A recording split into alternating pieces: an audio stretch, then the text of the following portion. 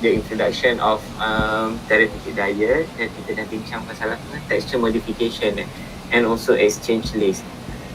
But unfortunately di lab tak dapat buat kan. Bila Dr. Berry dah confirm tak bila lab? Apa weh? Dah apa ni? 28 June baru start.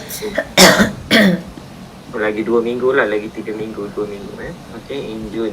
So the first lab tu you akan buat 2 lab, texture dan juga exchange list kan. Exchange, I think for exchange you all dah submit dan dah finalize what are the food items yang you all akan measure kan. Okay, then for texture saya baru bagi case somewhere this week, earlier of this week kot. Then we kena submit the ordering lah Okay. Apa ni, ya Allah? So for this is just a recap for micronutrient. So if you still remember, so these are the common type of therapeutic diet available in hospital setting. So there ada in therapeutic diet, there ada macro and also micronutrient modification. Satu pen. So what is micronutrient modification? Of course, it is a modification from a normal diet. Then dia punya distribution of macronutrient mostly the same in terms of dia punya carbohydrate, protein and fat distribution. Cuma dia punya micronutrient content being adjusted according to conditions or disease that you want to cater to those patients lah. So what is micronutrient? You pun tahu dia classified into other minerals and vitamins is classified as micronutrient. So dalam mineral tu ada major, for instance like iron, calcium and also minor yang you perlukan in small quantity. Then in terms of vitamins, kita ada water and fat soluble vitamins lah. Yang ini semua you dah well versed. Okay, so bila kita recap kepada when we do assessment ataupun nutrition care process, then when we want to identify in terms of nutrients punya, micronutrients punya issue. So these are a few of nutrition diagnosis terminology that you can identify lah ataupun come out from your assessment. So first one is nutrient. So mostly because of the increased needs of nutrient. Okay. So and in terms of the intake lah, this 5 domain, number 5 ni is about intake lah. Okay. Under intake domain and then dia ada this number 5 and 5.9 in terms of vitamins, 5.10 in terms of minerals lah. So dia ada inadequate, excessive and also adequate and excessive. So you specify what type of nutrient lah. Or multi-nutrient, if you from your assessment you identify there are a few nutrients involved lah, so you can use that. Or in terms of, if not from daripada intake, probably you get that patient's intake is normal based on dia punya requirement, but there are some alteration ataupun increase or decrease value in terms of dia punya biochemical value lah. So you can use this NB under by clinical punya domain, NC clinical punya domain, either impact in terms of dia punya utilization kalau dia ada problem dekat absorption, or biasanya this one lah, altered nutrient related laboratory values lah. Okay. Or some cases probably there are some food medication interaction kan. For instance macam patient is on phosphate binder, dan dia punya phosphate biochemical phosphate dia punya biochemical phosphate value is low. but dia punya intake is from your calculation, intake dia normal based on dia punya requirement, but dia punya biochemical value dia is low. So then only you can it's suitable lah for you to use this biochemical punya domain dekat NC punya domain lah in terms of food medication interaction. Okay. When you want to use I think adequate and inadequate intake, inadequate ataupun excessive intake, you are clear lah bila you buat dietary assessment, then you identify dia punya intake is less compared to dia punya nutritional dia punya requirement kan, then you can say ataupun you can diagnose this patient is inadequate in certain minerals or vitamins kan, ataupun excessive lah bila you buat diet recall, then you calculate dia punya sodium intake is more than the punya requirement, so you can diagnose as excessive sodium intake contohnya. But when you want to use this increased nutrient needs, masa bila, in which condition? Dalam MNT3 dah cover renal tak? Apa?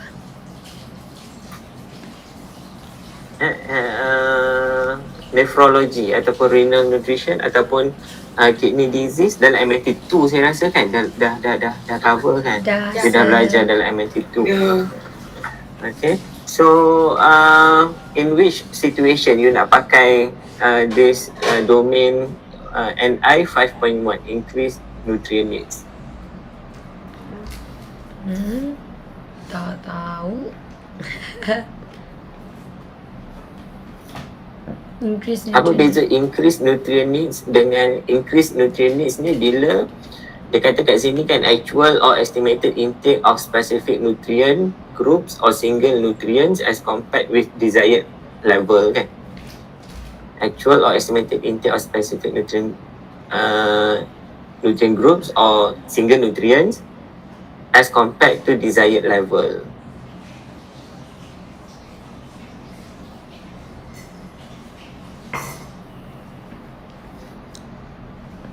In which condition? Kan increased nutrient needs ni definitely kita kata dia punya requirement is increased, so dia punya intake is lower compared to whatever value yang kita dah estimate lah. Contohnya kalau macam patient tu hypokalemia ataupun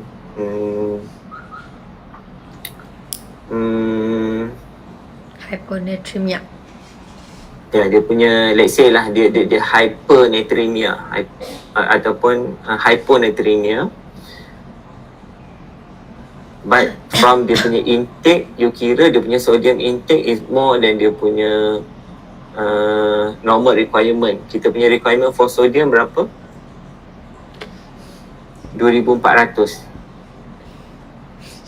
Okay. Dan dia punya intake katakanlah about that value kan, 2400, 2500 atau 3000 sodium kan. Tapi dia still hyponatremia. So then only you kata mungkin because of the condition tu dia ada increased needs. Mungkin dia ada leaking ataupun dia ada fluid losses, blood losses contohnya macam dalam burn patient ke, dia ada hyponatremia kan. So then only you gonna increase needs. So maksud increase needs ni bila dia punya requirement tu is higher compared to kalau normal punya condition. Okay, contohnya kalau macam normal calcium requirement is 1000 mg kan per day. Tapi in certain condition dia punya requirement is 1500 or 2000 mg. Then dia punya intake tu dah fulfill dia punya normal requirement kalau dia tak ada penyakit, then only kita sesuai untuk guna this increased nutrient needs, because most of the time dia akan pakai inadequate intake. So inadequate intake when you compare to dia punya normal condition lah. Kalau dia ada special needs because of dia punya disease, lebih sesuai kita pakai dan only kita kata dia ada increased nutrient needs based on dia punya condition lah. Okay.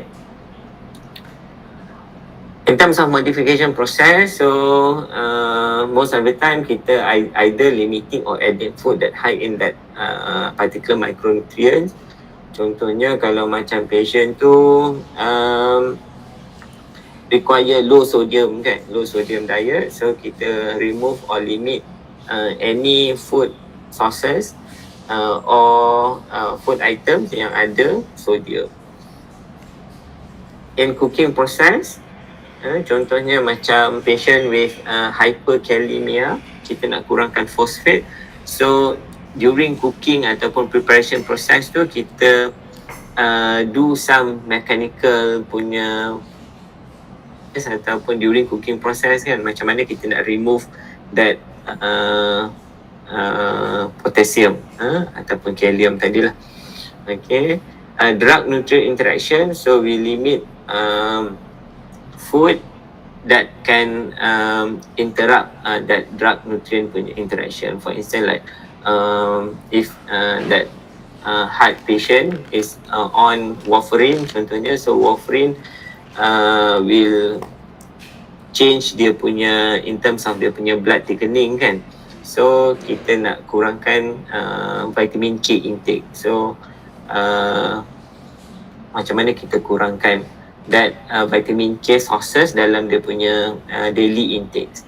Ataupun patient kidney patient who is on phosphate binder. So kita tahu kalau dia ada phosphate binder, then how we want to control patients punya phosphate intake lah. Okay. So there are various types of micronutrient modification based on patient's specific condition lah. So the common one is low salt ataupun low sodium diet. So kita tahu in many there are lots of conditions lah that require this low sodium.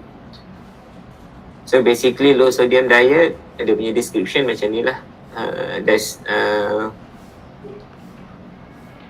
So we know that sodium is available in various types of food. Ada some food items are high in sodium, ada yang low in sodium. Whether it's naturally present ataupun because of preservation process and whatnot lah. Okay, additional during cooking and whatnot. So normally it's for patient with hypertension ataupun patient with cardiovascular ataupun pulmonary disease ataupun liver disease kan, yang ada ascites ataupun edema in various parts of organ lah, ataupun renal patient yang ada pedal edema ataupun in various parts of the body lah. Okay, cardiac patient. Okay, so the features is different, depends on setting. Some settings there's no salt added at all dalam dia punya preparation, ataupun kalau those patient require certain amount of sodium, biasanya dalam makanan memang dia dah tak tambah garam, but then dia provide with table salt lah, macam dia put in sachet, then bila patient nak makan baru patient tambah. So in terms of production, dia akan improve dekat situ. Maksudnya during preparation semua makanan sama, but when they serve to patient, then only patient receive certain amount that they require. Mungkin ada yang perlukan 500 mg, ada yang perlukan boleh up to 1000 mg, depends on dia punya conditions lah. Okay. Seasoning ataupun food item that high in sodium biasanya being avoided lah, tak digunakan. Low or high potassium diet, so depends on the condition. Kalau patient is hyperkalemia, so kita provide dengan low potassium lah. Kalau patient is hypokalemia, kita provide dengan high potassium diet. Okay. So this example of food food checklist that ada low, moderate or high potassium.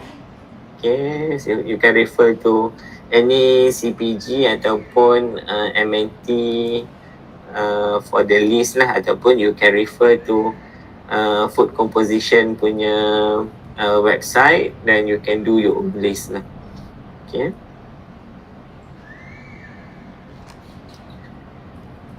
So there are a few mechanical methods lah how we want to reduce potassium intake. So biasanya potassium available in fruits and vegetables. So kita nak kurangkan that potassium punya content. Okay, you dah familiar dah with the method, macam mana kita nak remove this potassium? Pernah dengar tak? Or you have any idea? Kalau sayur tu kena rendam dulu Okay, dalam air kenapa kena rendam dalam air? untuk kurangkan dia punya potasium saya. Macam mana potasium boleh kurang by you rendam dalam air? Sebab ingat-ingat lupa sebab dia tak pasti saya, tapi saya ingat yang Dia punya apa? Siapa tadi? Ashraf? Dia pergi ke air. Macam mana dia, kenapa dia pergi ke air? Tak ingat dia punya nama. Tak ingat dia punya nama? Sebab dia water soluble kan. Most minerals are water soluble. So kita tahu dia boleh larut dalam air. Tapi macam mana you nak rendam? Sebelum you rendam, you kena buat apa? Potong. Kenapa potong? Kenapa kena potong? Supaya dia micronutrient dia senang untuk keluar. Kenapa dia senang untuk keluar? You ni jawab satu-satu lah. Jawablah lengkap terus. Barulah dapat 10 markah terus. Bila you potong, you kata apa tadi? That micronutrient senang nak keluar. Kenapa senang nak keluar? Lagi banyak seri. Exposure. permukaan. Luas permukaan dia lebih kan. So you potong. So you nak rendam tadi, you kena to minimize other nutrient kan. Sebab bila you nak buang potassium, it's not only potassium yang akan keluar hilang kan bila you dah rendam macam tu kan. But to minimize other nutrient, yang lain pun akan hilang juga. Macam which one you nak buat dulu? You nak cuci dulu sayur tu sebelum potong, ataupun you potong then only baru rendam dan cuci, dan rendam lagi dan cuci? Yang nombor 2 saya. You potong dulu, maknanya dapat dari pasar you potong baru rendam. Tak. Rendam dulu kot saya. Kita cuci dulu dan baru kita make sure dah tak ada ulat-ulat, pasir, dah bersih, dan only baru kita potong. Dan kita buat proses untuk kita nak buang potassium tadilah. Rendam dan tapis dan rendam lagi, mungkin 2 kali rendam, 3 kali rendam lah. Okay, so there are steps lah.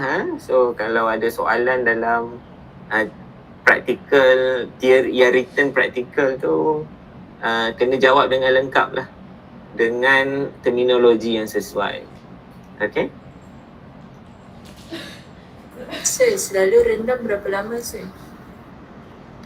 Carilah baca. Okay. Ada dalam hospital diet manual ataupun dalam therapeutic diet. Dalam Kraus pun ada. Okay. So macam fruits you rendam juga ke? Buang kulit. Okay, so sama juga macam sayur, there are certain parts yang dia punya nutrient content is higher compared to the other parts. Contoh macam fruits pun dalam dia punya kulit tu lagi tinggi dengan dia punya nutrients lah, flavonoids and what not. So kalau in these cases kita kena remove, kalau macam fruits biasanya kita remove the skin to reduce dia punya nutrient contents lah.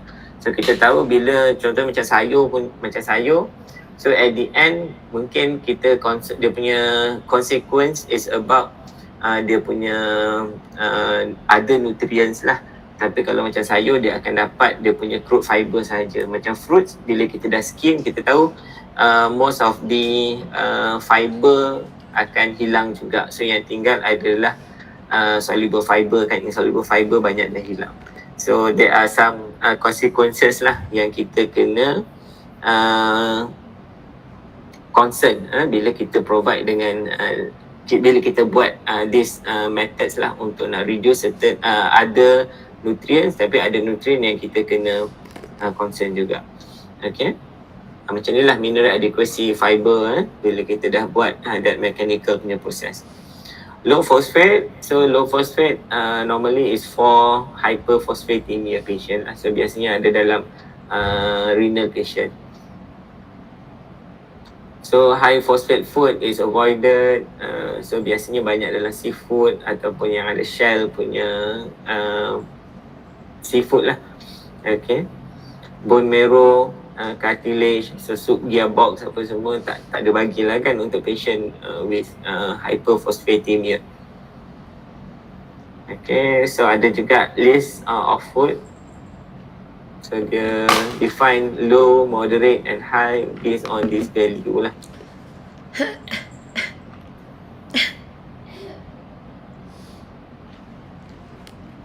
Mana Nadia? Okay, so you can do your own list.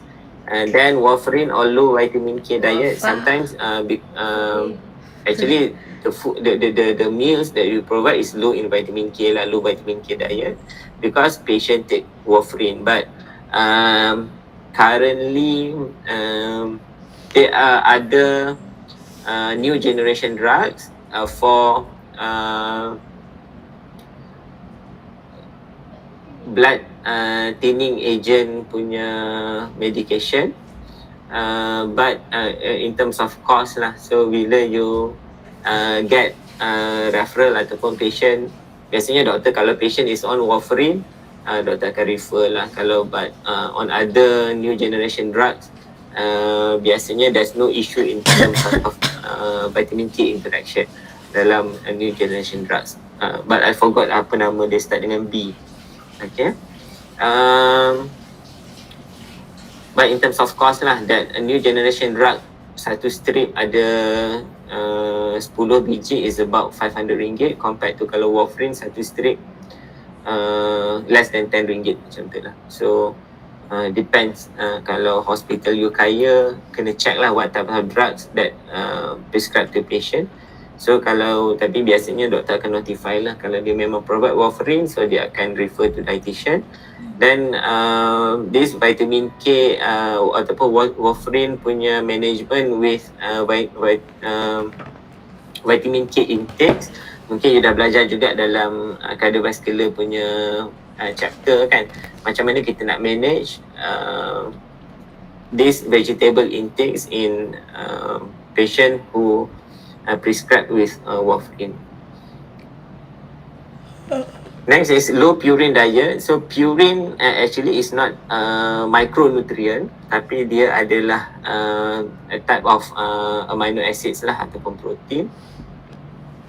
Tapi biasanya is not prescribed under low protein diet. Dia memang specific low purine diet. Okay, so biasanya untuk patient with hyperuricemia ataupun dia on gouty arthritis, tapi biasanya kalau gout, acute gouty arthritis,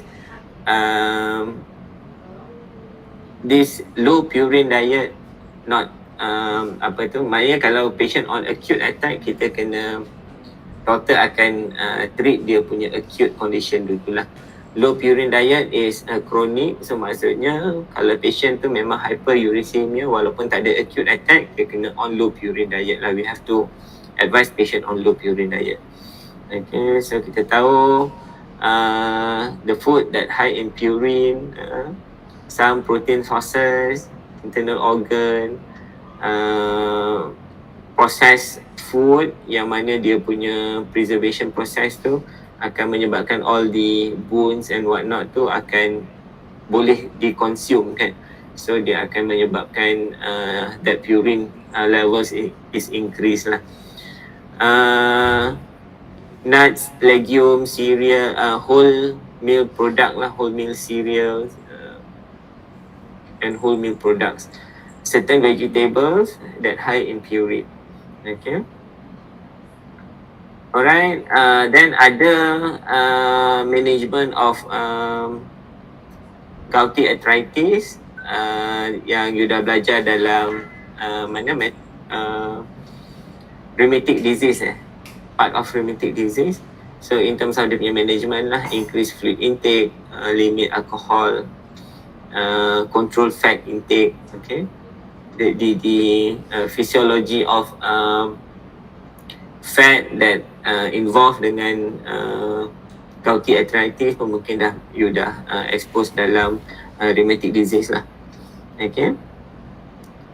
So these are 5 common micronutrient modification diet available in hospital settings. But of course there are some other based on specific condition lah. Contohnya macam hypercalcemia, hypocalcemia, but it's not that common lah. So kalau ada, basically macam yang 3 methods tadi lah, sama ada daripada kita avoid ataupun limit food items, then mechanical process ataupun drug nutrient interaction lah, kita prescribe dengan drug yang boleh avoid that nutrient ataupun increase that nutrient losses. Okay, I think that is my last slide. Wow, so fast. Ada soalan?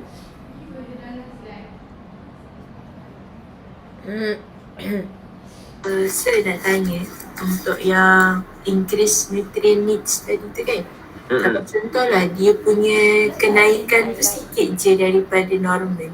So adakah benda tu pun kita akan anggap sebagai increase nutrient ni atau macam ni? Kalau dia punya naik tu sikit je, maksudnya taklah banyak sangat daripada yang normal value tu. Tapi dia punya increase needs tu is due to dia punya physiological changes kan. So maksudnya badan dia memang perlukan lebih because of that condition. So kalau tak fulfill, maksudnya it's higher than dia punya normal without condition tapi not achieve kan. So we can consider as increased nutrient needs lah. Okay, baik sir.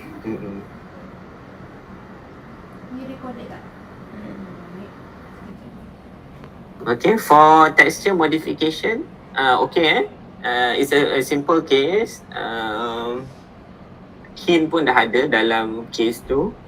In terms of dia punya how you want to determine dia punya requirement based on dia punya weight status, lepas tu and also some condition lah. I think the second one is about cancer patient yang ada cancer tu kan. So cancer pun mungkin you dah belajar kan, in terms of how to determine dia punya protein requirement, okay, calorie requirement. Banyak aku dah belajar. Pasal aku tak tahu apa-apa ni. Okay, kalau tak ada soalan, boleh bersurai. Terima kasih sir. Alright, thank